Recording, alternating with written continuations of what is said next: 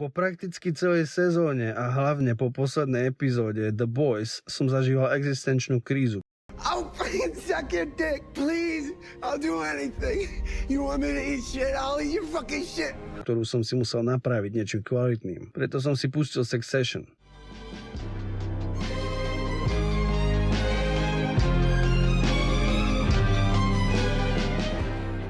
Vyšlo z toho nečakané ovocie a pri sledovaní 4. série som si konečne uvedomil, kto je skutočný protagonista príbehu.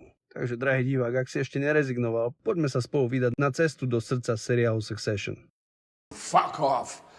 Doriti, koho sa snažím oklamať? Tento seriál žiadne srdce nemá a na to, aby som vám opísal svet plný chamtivostí, čierneho humoru a narušených miliardárov, ani nemusím stávať z kresla. Mimochodom, seriál skončil pred 3 rokmi, takže varovania na spoilery nečakajte.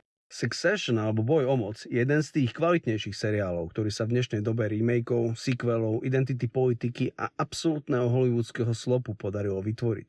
Počas pôvodného vysielania pravidelne k obrazovkám priťahoval milióny divákov, vyhral 3 Zlaté globusy a mnohé iné ocenenia a aj roky po skončení táto miliardárska rodinná dráma dominuje streamovacím priečkam. A úprimne, nie je sa čomu čudovať. Produkčná kvalita je fantastická, svet seriálu je organický a pôsobí autenticky. Na rozdiel od sterilných korporátnych produktov modernej doby má Succession vlastnú identitu. Dej rešpektuje inteligenciu diváka, preto nikoho nevodí za ruku a nekompromisne nutí premýšľať. Áno, seriál občas bohužiaľ veľmi očividne hlása White Man Bad, čo je dnes prakticky povinná položka každého DI zoznamu, ktorý si moderné produkcie musia odfajknúť, ale dá sa to zvládnuť. Postavy sú komplexné, skvelo zahraté skúsenými hercami a vďaka inteligentnému scenáru ostávajú fascinujúce až do poslednej epizódy. Dialógy sa dajú prirovnať k verbálnej prestrelke, aj keď vás niekedy jemne zaskočí množstvo nadávok. Fuck off. Fuck off, thanks. Fuck off. Fuck off. Fuck off. How about you fuck off? You fuck off. Je nadávanie znakom sily alebo slabej sebakontroly? Podelte sa o názor. Scény sú potrhnuté údernou hudbou, ktorá skvelo korešponduje so svetom peňazí a dodáva mu dôležitý punc. Dielo je natočené dokumentárnym štýlom, niečo ako The Office, ale s rozpočtom HBO, kde sa kamera správa ako nervózny dokumentarista v miestnosti, ktorý nestíha zachytávať chaos. Trasenie, agresívne zoomy, nedokonalé kompozície, nepredvídateľné reakčné zábery, rýchle preskakovanie z postavy na postavu či naopak trápne držanie záberu nielenže vytvárajú jedinečný vizuálny jazyk, ale pomáhajú umocňovať napätý tón. Vďaka týmto kvalitám prostredie seriálu vyznieva až nepríjemne realisticky a niekedy pôsobí ako uniknuté backstage zábery zo života korporátnych aristokratov. A je mierne desivé vidieť, ako títo miliardári rozmýšľajú, komunikujú a plánujú, keďže v bežnom živote vidíme iba výsledok, a teda tlačové konferencie či prezentácie, na ktorých vedenie odrapotá na cvičené frázy. A tak, či už ťa baví sledovať, ako si rojovci navzájom ničia životy, alebo si fanúšik politiky, zrád, mocenských hier, prípadne len rád sleduje život bohatých ľudí, je tam niečo pre každého. Napriek všetkým kvalitám je však cítiť, že seriál je o nemorálnych a nesympatických ľuďoch plných ega a negativity, ktorí sa navzájom podajú do chrbta a trhajú na kusy.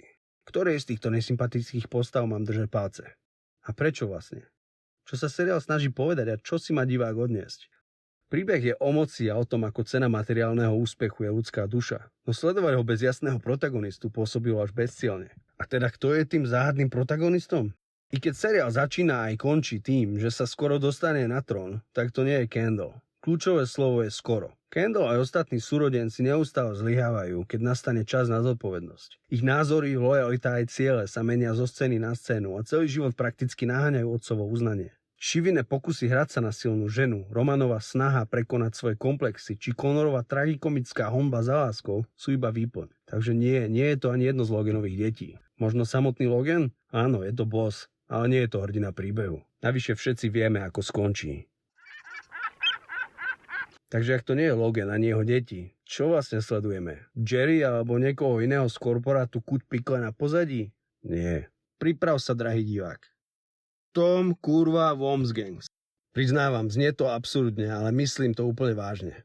Spočiatku dôležitý len preto, lebo si zobral Shiv. Neistý, malicherný, slizký a neustále zatieňovaný charizmatickejšími postavami. Často sa k nemu mnohí ľudia, hlavne Shiv, správali ako k úplnej Andre, čo si on potom vybíjal na Gregovi. Kto by si na Gregovi nevybíjal nervy? Chalan vyzerá, ako by mu bolo permanentne nekomfortne vo vlastnom tele a toto platí aj pre samotného herca. Chápem, Nikolás, vyrastol si príliš rýchlo a keď máš 2 metre, svaly sa nenaberajú ľahko, ale už nemáš 16. Choď podvíhať nejaké činky alebo občas zober schody namiesto výťahu. Ale späť k veci. Napriek tomu všetkému, Tom preukázal obrovskú odolnosť a cieľavedomosť. A práve preto je tak zaujímavý. Dá sa s ním stotožniť. Nezdedil miliardy, nikto mu nič nedal zadarmo a musel opatrne kalkulovať každý krok, aby sa mohol ďalej šplhať vyššie. Kým ostatní robili dramatické mocenské ťahy, Tom potichu sledoval. Pomaly postupoval dopredu a vyčkával na správny moment. Je fascinujúce sledovať, ako sa z bezvýznamnej figurky postupne stane jeden z najnebezpečnejších hráčov. Tom je bojovník, pragmatik a prefíkaný človek, ktorý je ochotný spraviť čokoľvek, aby prežil. A tak sledujeme, ako prežíva vnútorné konflikty a pristupuje k morálnym kompromisom. Skvelo zahraté excentrickým Matthew McFaddenom, vďaka ktorému je Tomova osobnosť plná drobných odtieňov a v každom nervóznom úsmeve, trápnom tichu či pohľade cíti človeka, ktorý sa snaží zapadnúť medzi elitu, aj keď hlboko vo vnútri vie, že k ním nikdy úplne patriť nebude. Neustále podceňovaný, stále nikto neočakával, že by to niekam dotiahol. Avšak Tom Wamsgang znovu a znovu prekvapoval. Na rozdiel od ostatných postav sa Tom dokázal poučiť zo svojich chýb. Napríklad prestal slepo veriť svojej manželke a jej súrodencom, rozhodol sa byť verný firme a jej zakladateľovi. Aj napriek tomu, že ho Logan tiež ponižoval, to bol práve Tom, kto pri ňom stál vo chvíli, keď ho deti chceli zradiť. A tým ukázal svoju najdôležitejšiu vlastnosť. Lojalitu. Lojalita, dnes tak ojedinelá. Ostal sústredený na svoj cieľ a nakoniec získal presne to, o čo všetci ostatní bojovali. Strategicky sa spojil s Metsonom a stal sa riaditeľom Waste Royko. Úplný outsider.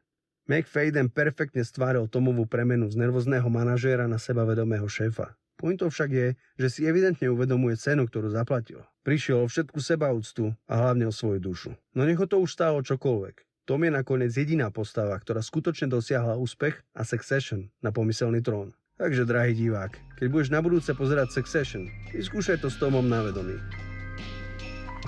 Alebo nie je to jedno.